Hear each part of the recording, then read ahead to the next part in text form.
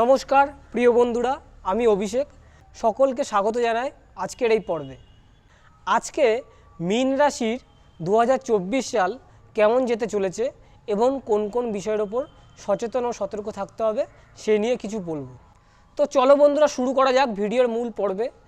এই মীন রাশি রাশিচক্রের দ্বাদশ রাশি এবং এটি রাশিচক্রের শেষ রাশি। এই মীন রাশিকে জল উপাদানের চিহ্ন হিসাবেও ধরা হয়ে থাকে।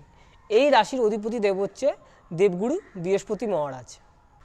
মীন রাশির বার্ষিক রাশিফল 2024 অনুসারে এই বছর দেবগুরু বৃহস্পতি দেবের কিছু দিকে শুভ রয়েছে এবং কিছু দিকে শুভ থাকা সত্ত্বেও স্বাস্থ্যের দিকে একটু সমস্যা আসতে পারে। এবং এই শুভ দিকটা হচ্ছে কাজের দিক, কর্মের দিকে পদোন্নতি হবে, নিজেদের কাজের প্রতি আত্মবিশ্বাস বাড়বে এবং আগ্রহ বাড়বে, নতুন কর্মের দিকে তোমাদের পদোন্নতিও হবে। এবং এই বছর যোগাযোগ ব্যবস্থাপনা থেকেও একটা সূত্র আসতে পারে, কাজের খোঁজখবর আসতে পারে। এই বছরে একটা যোগ দেখা যাচ্ছে, সেটা হচ্ছে জানুয়ারি থেকে এপ্রিল মাস পর্যন্ত।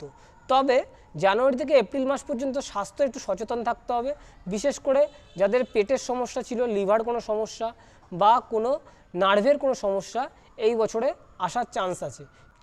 তবে বন্ধুরা, বৃহস্পতিদেব মে মাসে ঘর পরিবর্তন করছে। এই মে মাসে ঘর পরিবর্তনের কারণে যাদের এতদিন বিবাহ নিয়ে সমস্যা চলছিল এবং যারা এতদিন বিবাহের দিক থেকে স্যাটিসফাই ছিল না, যারা বৈবাহিক সম্পর্কে ছিলে, তাদের একটা ভালো খবর আসতে চলেছে। তাদের নতুনত্ব বিয়ের খবরও হবে এবং যাদের বৈবাহিক জীবন নিয়ে সমস্যা ছিল তাদের বৈবাহিক সমস্যাটাও কেটে যাবে। এটা হচ্ছে মে মাস থেকে পুরো একদম সারা বছর এই সময় একটা খবর থাকবে বিয়ের দিক থেকে। এই বছর মীন রাশির জাতক জাতিকাদের ভাগ্যের দিকটাও শুভ রয়েছে এবং সাথে করে তোমাদের একটু ধার্মিক প্রকৃতিরও দেখতে দেখা যাবে। মীন রাশির জাতক জাতিকাদের এই বছর রাহুদেবের স্থিতিটা কিছুটা অশুভ দিকে রয়েছে, সেই জন্য তোমাদের এই বছরে কিছু দিকে অশান্তি তৈরি হবে এবং কিছুটা নেগেটিভ হয়ে যাবে। এই নেগেটিভ চিন্তা থেকে তোমাদের বেরিয়ে আসতে হবে, তোমাদের পজিটিভ চিন্তাভাবনা করতে হবে। এবং সাথে করে তোমরা যারা এতদিন ভাবছিলে যে কাজকর্মে নিয়ে একটু সমস্যার মধ্যে ছিলে, আর্থিক অনটনের মধ্যে ছিলে, তারা একটা আর্থিক অনটনের থেকেও মুক্তি পাবে যদি তোমরা পজিটিভ চিন্তাভাবনা করো। তোমাদের একটু শত্রুতা বৃদ্ধি হলেও এই বছরে অনেকটাই আস্তে আস্তে কমবে। ধ্যান করতে পারো এবং সাথে করে মেডিটেশন করতে পারো এবং তোমাদের যে ইষ্ট দেবতাকে তোমরা পুজো করো, তোমরা মানো, তাদেরকে তোমরা স্মরণ করে এক মনে তাদের তোমার নাম জপ করতে পারো। তাতে করে তোমাদের মনে অশান্তি থেকে অনেকটাই কমে যাবে এবং নেগেটিভ চিন্তাগুলো আস্তে আস্তে দূর হয়ে যাবে। মীন রাশির জাতক জাতিকাদের এই বছর শনির 7.5 প্রথম পর্যায়ে থাকছে। তবে বন্ধুরা, ভয় পাওয়ার কোনো কারণ নেই।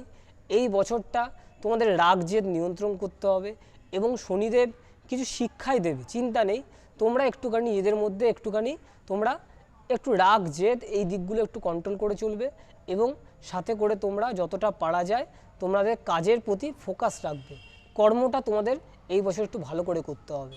এই বছরটা তোমরা চট করে কাউকে অন্ধবিশ্বাস করবে না এবং তোমরা কি করবে, তোমরা এই বছরে যদি নতুন কোনো ব্যবসা শুরু করতে যাও, করতে পারো, তবে বছরের শেষের দিক থেকে করতে পারো, তোমাদের জন্য ওই সময়টাই ভালো থাকবে। বছরের শেষ বলতে তোমরা জুলাই আগস্টের পর থেকে কোনো ব্যবসায় লগ্নিকরণ করতে পারো এবং অংশীদারি ব্যবসাটা এই সময়টা একটু সাবধানতা থাকতে হবে, অংশীদারির থেকে একটুখানি তোমাদের সতর্ক থাকতে হবে।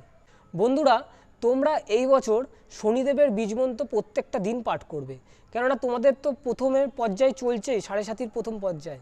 তোমরা শনিদেবের বীজমন্ত্র সকালে অথবা সন্ধেবেলায় এক মনে পাঠ করবে এবং তোমাদের দেবগুরু বৃহস্পতি মহারাজ তোমাদের রাশির অধিপতি।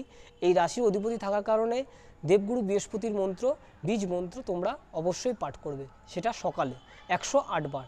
এবং হনুমান চল্লিশাও পাঠ করো এবং সকালবেলা ঘুম থেকে উঠে সূর্যকে প্রণাম মন্ত্র পাঠ করে তাকে স্মরণ করে জল নিবেদন করো। তোমাদের দিনগুলো ভালো হবে এবং সামনের দিনগুলো আরও সুন্দর হবে। তো বন্ধুরা, ভিডিওটা আজকে এই পর্যন্ত রইল মীন রাশির জন্য এবং মীন রাশির পরবর্তী ভিডিওগুলো মাসিক রাশিফলে বলে দেবো কী কী হতে পারে, কী কী না হতে পারে এবং কী কী তোমাদের মেনে চলতে হবে, সেগুলো আলোচনা করে দেবো। তো বন্ধুরা, ভালো থেকো। ভিডিওটা ভালো লাগলে অবশ্যই বন্ধুদের মধ্যে লাইক করে দিও, শেয়ার করে দিও। ঠিক আছে বন্ধুরা, দেখা হচ্ছে পরের ভিডিওতে। বলো হর হর মহাদেব, ওম নমঃ শিবায়।